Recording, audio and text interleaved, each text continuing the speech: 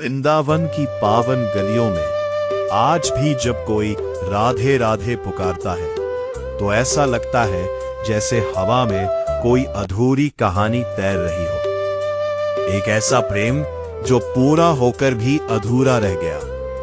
राधा और कृष्ण, दो नाम जो अलग होकर भी कभी अलग नहीं हुए। लेकिन मन में एक सवाल बार बार उठता है, अगर राधा कृष्ण के जीवन की आत्मा थी तो फिर उन्होंने राधा से विवाह क्यों नहीं किया? क्या राधा सच में थी या सिर्फ भक्ति की कल्पना? और अगर थी तो उनका अंत कैसे हुआ? कहा जाता है कि राधा का जन्म यमुना किनारे बसे एक छोटे से गांव में हुआ, जिसे कुछ लोग रावल कहते हैं तो कुछ बरसाना। वहीं की गलियों में एक नन्ही सी लड़की लाडली बनकर पली बढ़ी। दूसरी ओर गोकुल में जन्मे कान्हा धीरे धीरे नंदगांव और फिर वृंदावन पहुंचे।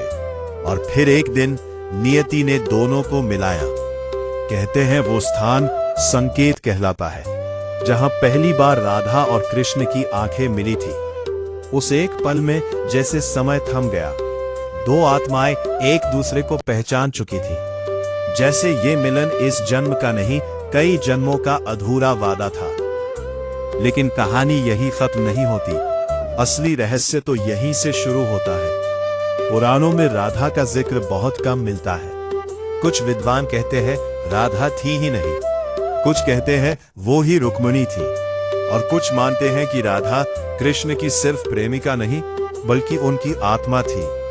ब्रह्म वैवर्त पुराण तो यहां तक कहता है कि राधा का विवाह किसी और से हो चुका था, रायार नाम के व्यक्ति से। यानी समाज के बंधनों में बंधी हुई राधा, और दूसरी ओर थे कृष्ण, जिनका जन्म ही एक महान उद्देश्य के लिए हुआ था। कहा जाता है कि बचपन में ही एक घने जंगल में स्वयं ब्रह्मा ने राधा और कृष्ण का गंधर्व विवाह करवाया था। वो एक दिव्य क्षण था, जहां न कोई समाज था न कोई बंधन, सिर्फ प्रेम था।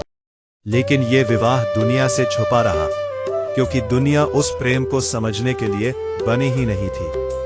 धीरे धीरे समय बदला और एक दिन ऐसा आया जब कृष्ण को वृंदावन छोड़ना पड़ा। मथुरा से बुलावा आया था, कंस का अंत करना था। जाते जाते कृष्ण ने राधा से कहा, मैं लौट कर आऊंगा। लेकिन वो वादा कभी पूरा नहीं हुआ। वृंदावन की गलियां उस दिन रोई थीं, गोपियां रोई थीं, लेकिन सबसे ज्यादा टूटी थी राधा। उनका प्रेम अब विरह बन चुका था, एक ऐसा विरह जो हर सांस के साथ गहराता गया। कहा जाता है कि इस विरह के पीछे भी एक श्राप था, देवर्षि नारद का श्राप। वही श्राप जिसने राम को सीता से अलग किया और कृष्ण को राधा से। सालों बाद एक बार फिर नियति ने दोनों को मिलाया, कुरुक्षेत्र में। भीड़ थी, शोर था, लेकिन उन दोनों के लिए सब कुछ शांत था। वो मिले, लेकिन वो मिलन वैसा नहीं था जैसा वृंदावन में होता था। अब कृष्ण द्वारिका के राजा थे और राधा विरह की मूर्ति।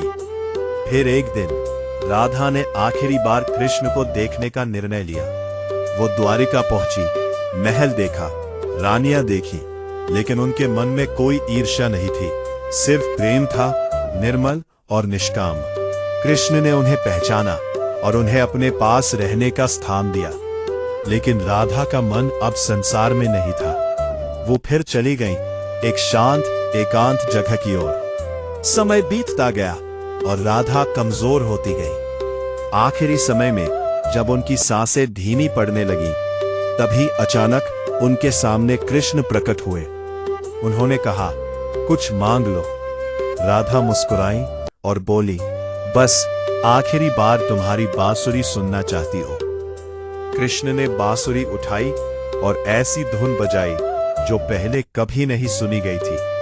वो धुन सिर्फ संगीत नहीं थी, वो प्रेम था, विरह था, मिलन था और विदाई भी। कहते हैं उस धुन को सुनते सुनते राधा ने अपने प्राण त्याग दिए, और उसी क्षण कृष्ण का दिल भी टूट गया। उन्होंने अपनी बांसुरी तोड़ दी और फिर कभी उसे नहीं बजाया। वृंदावन आज भी है, यमुना आज भी बहती है, लेकिन उस धुन के बिना सब कुछ अधूरा लगता है।